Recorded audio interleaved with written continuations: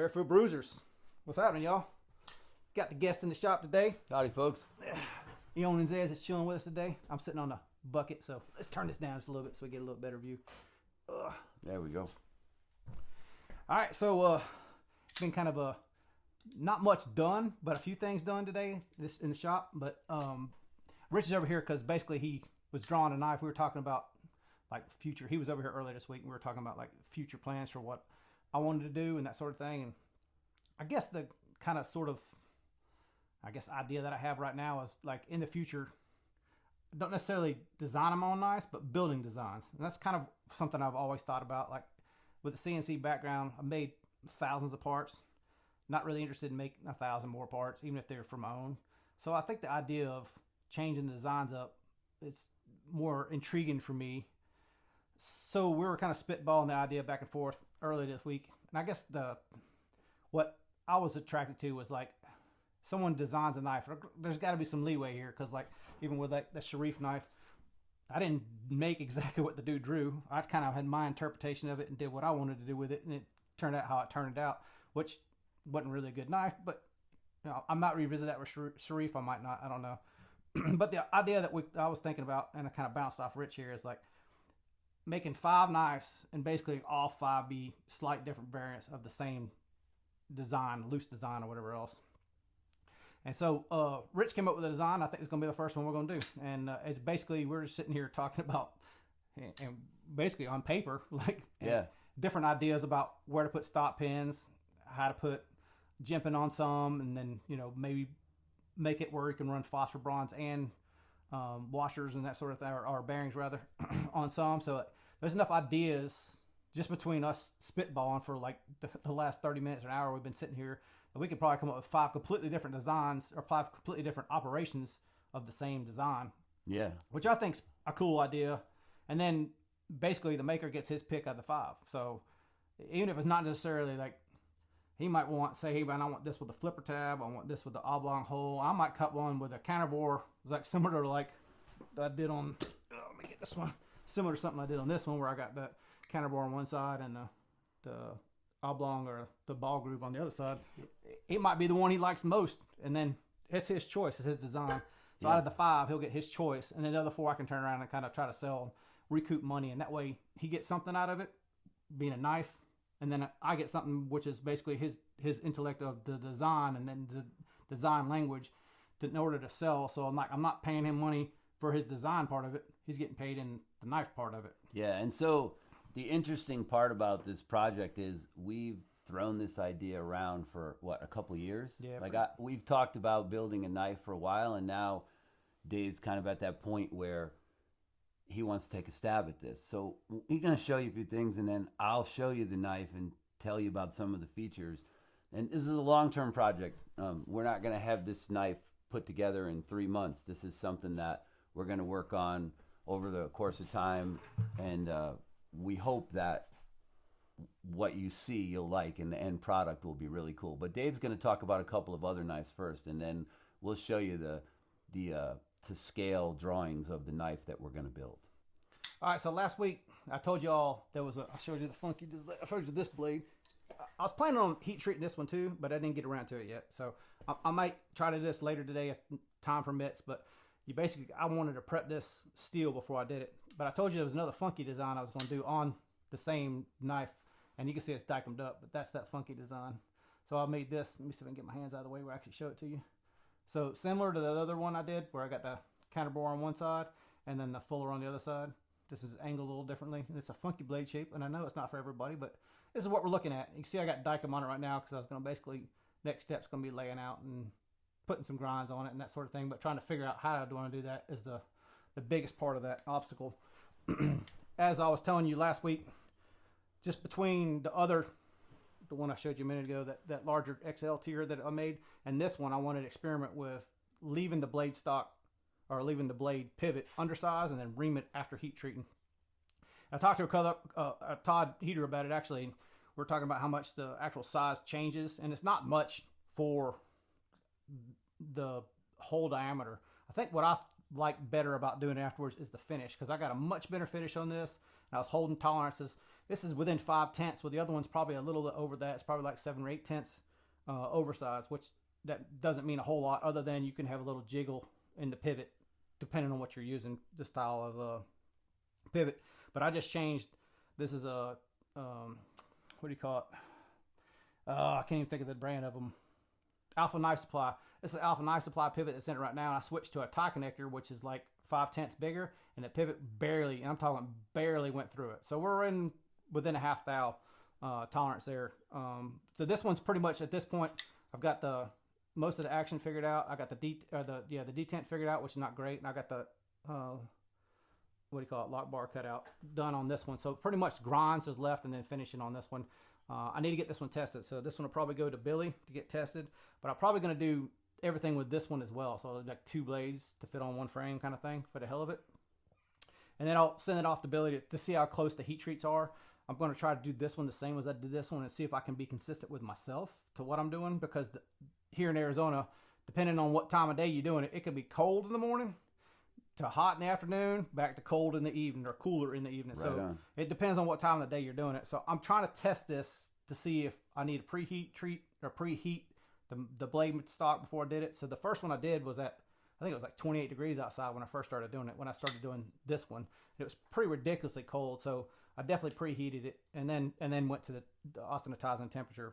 I know I'm probably talking way over the head of most of y'all, and most of y'all don't give a shit, but I'm experimenting with the heat treat. That's trying what I'm kind of trying to get out of my mouth here as I'm trying to talk. We've been talking for like last hour. Rich went to a shit. I called you Rich again. That's sorry, right, dude. man. It's all good. It's all good. He went to was it a 4 thing? Which went you last night? Oh, I went to Monster Energy Supercross Yeah. in Glendale, so my voice is a little So scratchy you got a today. scratchy voice. We're both Yeah. like kind of talked out at this point. One more. Oh, and before I get too far, we're 7 minutes in. Ultimate E2C is a new channel, and that is, I'm not gonna say his name because I don't know if he wants to be said or not. But he's a dude that y'all have heard me say his name quite a few times, and you heard Steve say his name quite a few times. He just started a channel. He's got one video up, and it's he's just coming out with the heat, man. So already video quality, audio quality, the knives he's showing y'all, he's killing it already. Ultimate E2C, go find him, subscribe to him. Y'all figure out who it is soon enough. A couple weeks ago, I think I showed y'all a GF1 that I had got, and I hadn't really done nothing to it. I had just been sitting in the safe, and Denise hit me up. She got a GF2. And she was like, I don't like this GF2 at all. And I was like, why don't I just trade you? So it came in purple, but it's not purple no more. So a new GF2 to replace the GF1. And yes, I need another GF1, but this is definitely aftermarket. I've never seen Dan do anything like this. But look at the finish on that blade. Just a weird looking finish. So anyway, I've never had a drop point GF2. So I figured, why not? So now this is my 3rd GF2 in the collection, and still no GF1. I'll get another one eventually, but you know, I think as I'm moving more into making stuff and modifying, like making my own reblades and that sort of thing, the collecting is going to take more of a back seat. I'm not letting it go, but it's going to take a little more of a back seat. Like I'd rather spend $1,000 on a surface grinder or something to make knives better than I would a knife at this point. I got some on order, and I'm going to spend probably more than $1,000 on, but at this point, I'm trying to move it into the making stuff. I had a good conversation with Todd Heater last weekend. You know, talked to him for a few hours actually, and he was a hell of an encouragement to try to get my butt in gear in here. Although his model for what he's doing stuff and my model for what I'm doing stuff are probably going to be completely different, but I like the way that dude thinks, and he's real methodical on how he does stuff, and I could just tell when talking to him that he has a similar background than I do, that we're both like aiming for the same thing, which is as good as we can get with a small equipment shop that we have or whatever else. I just like, he's just a cool dude. So if y'all don't know who Todd Heater is, look it up. Moving on past this. So I said he was here earlier. Zez was here earlier this week. And you remember I told you that I had that Cobra, and I did the whole challenge for the Arius and the XL Rosie. I don't have the XL Rosie. Brendan still has it. He wanted to borrow it. It's on its way back. When he gets back, I'll probably give it Eon's too, let him borrow it. But he borrowed the Cobra and was carried it this week. So you want to give me some quick thoughts on what you think on this one? Yeah, so this knife kind of helped inspire the design for the knife that we're going to build. Blade stock, on this knife and just the general size of it. So I guess this is a good time to, well, first, let me tell you what I'm carrying in my pocket today. Yeah. I'm actually carrying a first gen feather milled tactile Archer. Pretty cool little knife. You gotta get way up there, don't you? Yeah, Sorry, dude. You want to trade places? Right? No, it's good. All You right. can kind of see all the milling, the really fine milling on this thing. And I just love this. It's a really nice design. Not a big knife, but at the same time it's on washers. It still has a pretty good action, but you're never going to wear out the finish on this knife. It's going to last you a lifetime. Yeah, the first time I saw one of those was at D&K last weekend. Me and Steve actually checked out Don's. So the DSK that he showed you here, the DSK is kind of like we discussed this over the last hour or so, and we figured out that even though this knife I carried and I liked, there's some things I didn't like I think the pocket clip's way too stiff on it. But it kind of inspired the design of the knife that we're hoping to build. So the knife we're going to build is going to be basically about this size. We put it down on paper, and I drew it out to scale. I used to do some drafting in high school and stuff. So this knife is going to be called the Paladin.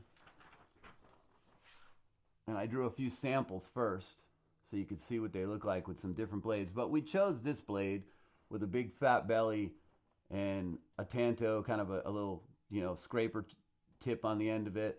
And it's going to be all tie, obviously. And we'll see what we decide to do with the steel. But this is the design that we're going to go with. And I'm sure it'll get some modifications along the way. But I really tried to incorporate a bunch of design elements into it. There's jimping here on the top. There's a little bit of a dip in the top of the knife. The handle's really ergo here. There's some extra jimping on there. We don't know what scale that'll be to. The compound grinds on the blade will be really nice. And then I also drew a couple of variants up here. Who knows? We may take a crack at those. There you go. We may take a crack at those variants too. And the back side of the knife will basically look something about like that.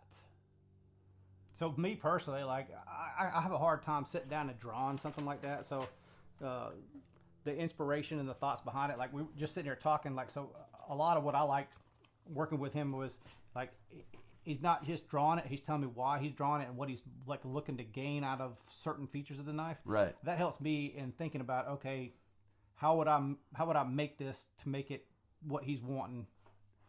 There's several things. So like we talked about internal stop pins versus external stop pins.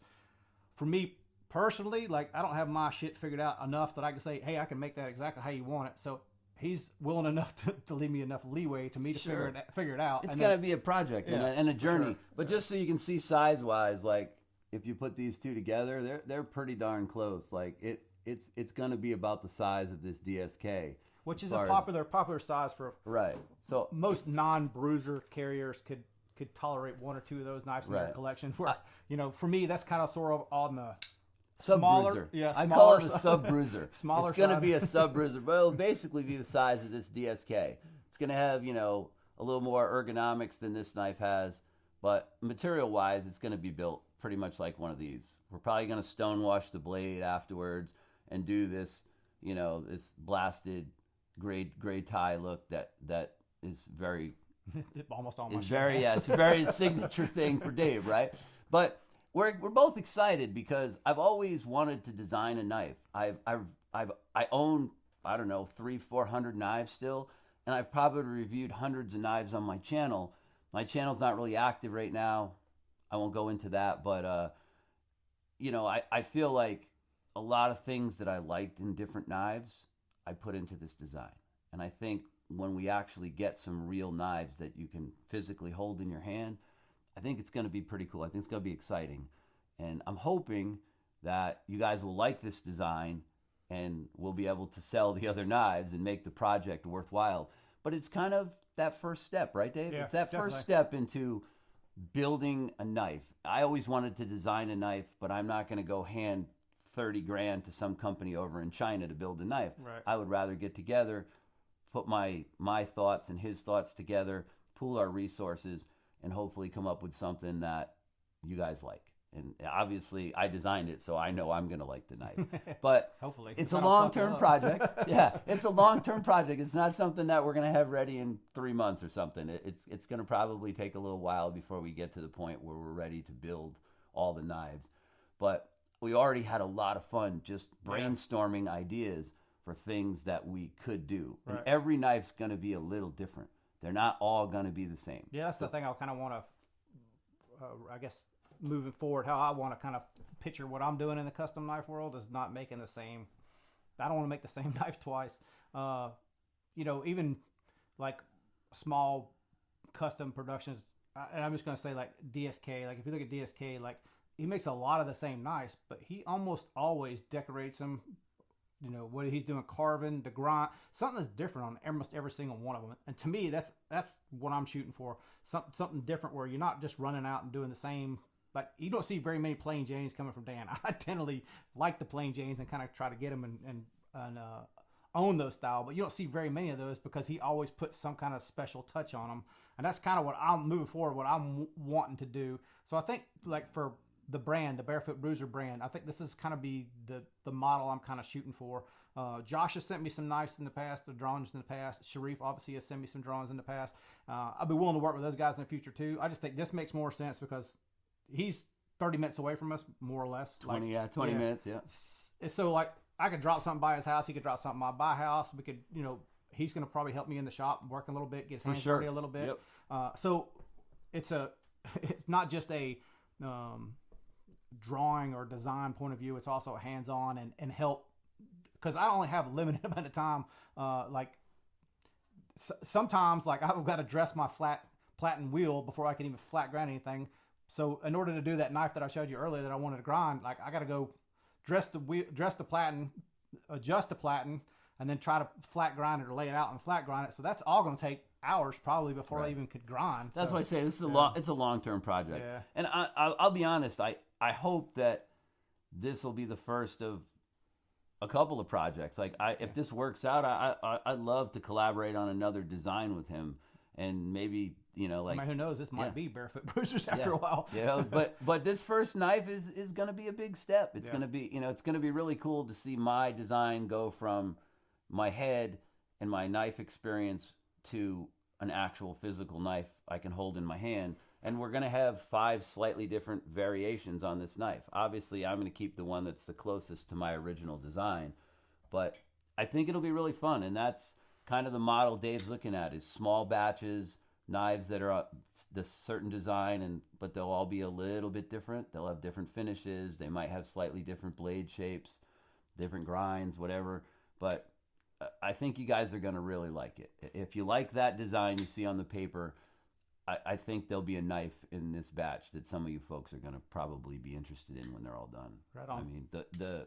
I mean, I know they're going to be good ergonomical knives. And for me, I wanted to build a knife that I could take out and use for anything. And that's where I think this knife is going to really shine. A lot of different hand sizes will be able to be accommodated. I purposely didn't put a choil on it. If you're a choil fan, well, you know. But it's got the flat, what you use like a choil. It's got a flat on it, right? And it's going to have jimping on the flat. And so it's pretty cool. We both like the design, and I think that's important going forward, is for me as the designer and the guy who's going to be the helper in the shop, and for Dave being the machinist and the guy who's going to build these knives, to both be excited about what we're building, and we are. So yeah, no doubt. That's really cool. Yeah, no doubt. So I hope you guys enjoyed the special edition of R&D on the Barefoot Bruisers this time. So we're going to call it there, 19 minutes. I hope y'all have a good week. We'll check y'all next weekend. All right. Later, y'all. Peace out.